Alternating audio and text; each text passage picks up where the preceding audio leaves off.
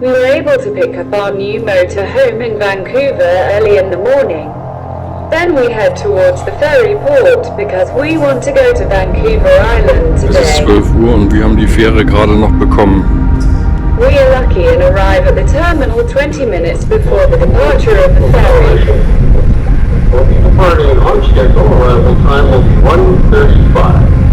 That's 1:35 arrival, 20:35.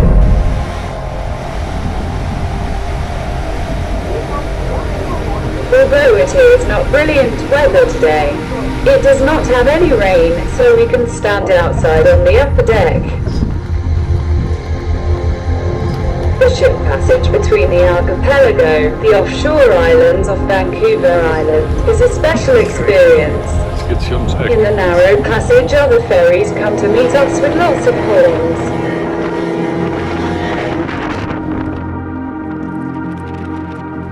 Die mit ihrem Paddelbötchen da, die fahren erstmal ran, ne? We drive close to the island and the ferry has to make some 90 degrees turns. The weekend cottages on the slopes must have a breathtaking view over the sea. However, we wonder how to get to here quickly and if there are roads on the islands. Ja, wie ein We Spiel. receive the answer later in the day in Victoria.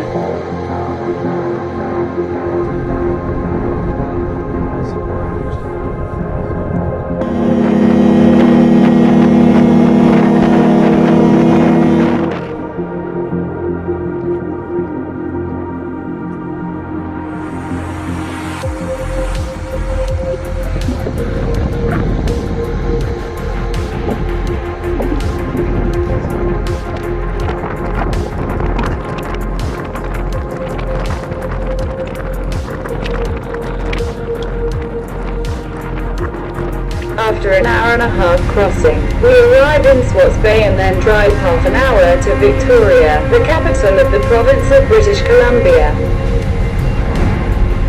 We are looking for a parking near the port, and then we go through this part of the old town of Victoria. First we pass the Parliament building of the province British Columbia. This is located on a large park overlooking the harbour. On the edge of the park, a first totem pole, which is to remember the so-called First Nation here on Vancouver Island. Opposite is the Hotel Fairmont Empress, a huge chateau-style hotel dating back to the early 1900s. It is very green and there are a lot of flower arrangements here in the city. Every 50 meters hanging baskets hanging on the lanterns and otherwise there are many flower plantings to see. Naja, wir sind ja hier irgendwo in der Seefahrernation. But we also see on commemorative boards that we're in an old port city. Aber umgekommen sind die ja nicht. Das ist wahrscheinlich einfach nur eine Gedenkplakette.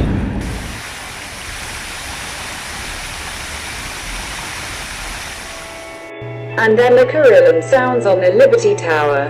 It was donated by the Dutch community of British Columbia to celebrate Canada's 100th birthday and to honour Canada's role in the liberation of Holland during World War II.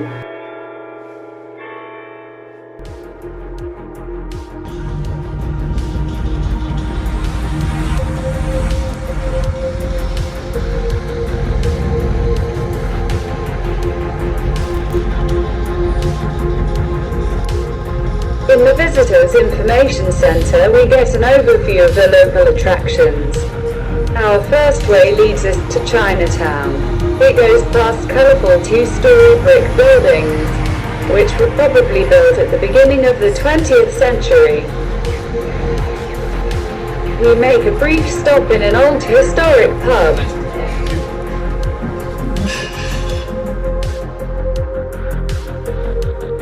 An old cigar store from 1897 made me curious. The original furniture was still preserved in Art Nouveau style. In the middle a candelabra with the last gas flame and the first electric lighting of Victoria. Und hier bin ich im Bereich der kubanischen Zigarren. The most expensive cigar, otherwise Cuban, costs 150 Canadian dollars.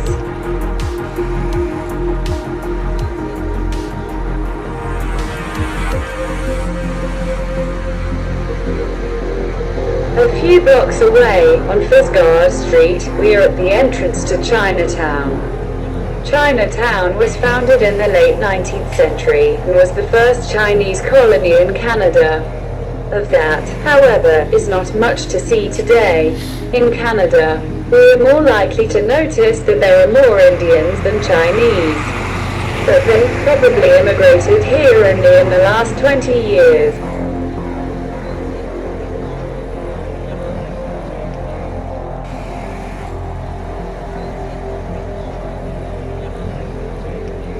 Was ist die hier?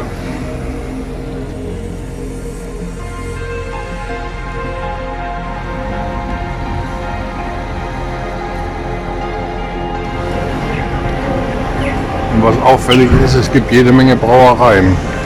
We go back towards the harbour. The number of local breweries in Victoria surprises us. Some, as seen here, have beautifully landscaped beer gardens.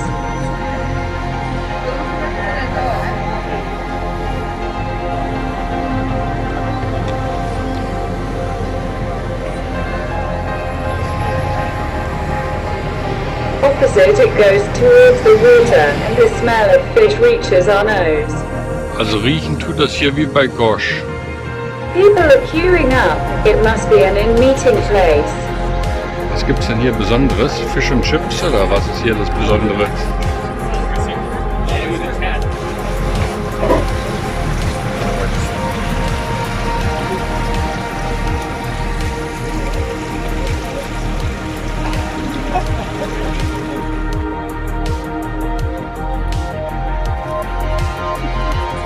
At the jetty, we board one of these small water taxis to take us across the harbour to the local fisherman's wharf. Kommt schon der nächste.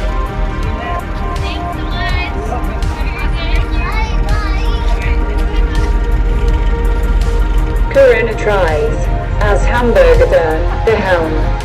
Never ever had a chance to try the boat. You don't do this with them? Oh, but oh, I see. You don't, I mean, you signed get up out. for it. I don't have time to get out. I'll be here for 16. Don't be fun. Yeah. That kid's gonna drive truck. The journey takes us past many seaplanes and houseboats.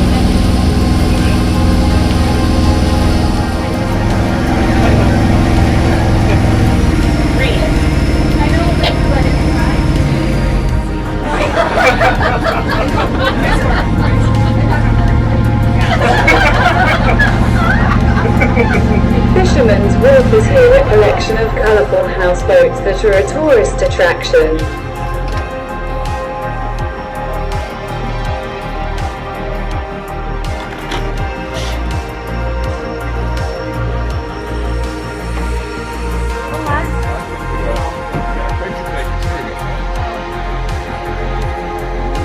I have talked to a Canadian who told me that these houses are not so expensive and the water lease is bearable. Sowas schwebt mir auch vor.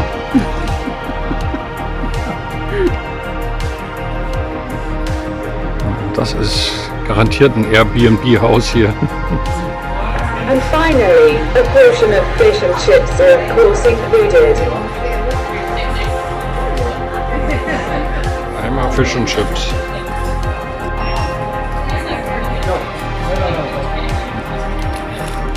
Kommen jede Menge Wasserflugzeuge rein.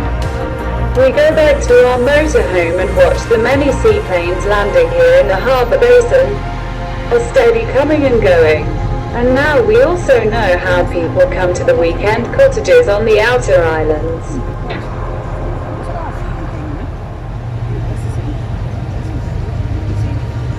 Ja, Fläche genug haben sie anscheinend. In the evening, we stand in a parking lot at the harbour with a direct view of the Parliament building. That's lit up now and it seems like we're in Disney World.